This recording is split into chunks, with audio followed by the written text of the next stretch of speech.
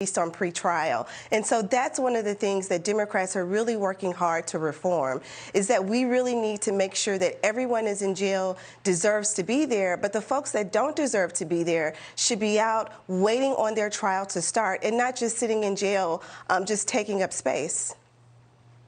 Well, you're seeing on our screen Darrell Brooks that killed those 6 victims. Let us show you his rap sheet. It dates back to the 90s. It's very extensive. I think we may have that if we could just put it up there. But the point is that for someone that has been convicted of crimes and been out on bail for the last 20 years, and now this, here you go, going all the way back to 1999, aggravated battery, and it goes on for some 2 decades. So my question, Krystal, really is this the appropriate time for Democrats, even if they have a legitimate reason for ending cash bail, is this the appropriate time to be engaging in that right now?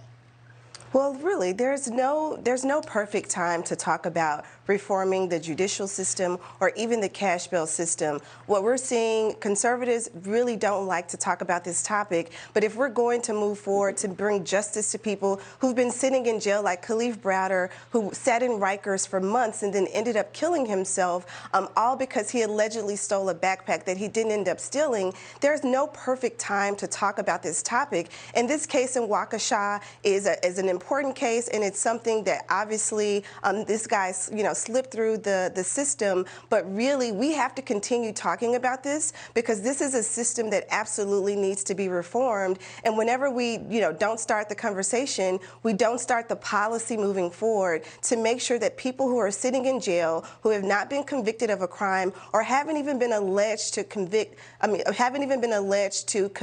any type of violent crime, don't remain in jail because there's over-incarceration and overcrowding in our jails across this country. But, Amy, let's bring you in. You are the former Nevada GOP chairwoman. We know that Brooks has a warrant in Nevada for his arrest. Your colleague here, Krystal, saying that, there's never really a good time. We should push for bail reform. But do you think this was the wrong time for Democrats to push for that? I do. And in fact, there is a process already in place that's pretty clear cut. A judge weighs 3 things when they are considering the bail. If the individual's financial wealth, if the individual is a flight risk, and if the individual is a danger to society, which I think that Brooks actually was all 3.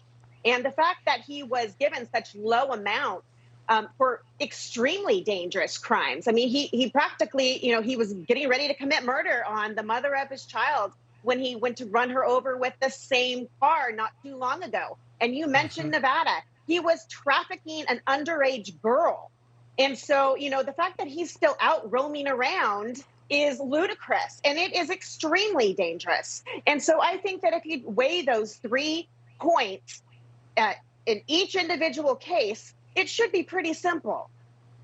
It is a very interesting discussion and one we will continue to have. Amy Tarkanian and Krystal Knight, thank you for taking time. Amy, particularly, I know you're having Skype issues, but thank you for making the effort on this holiday. I hope both of you have a wonderful and safe Thanksgiving. Thank you. Happy Thanksgiving.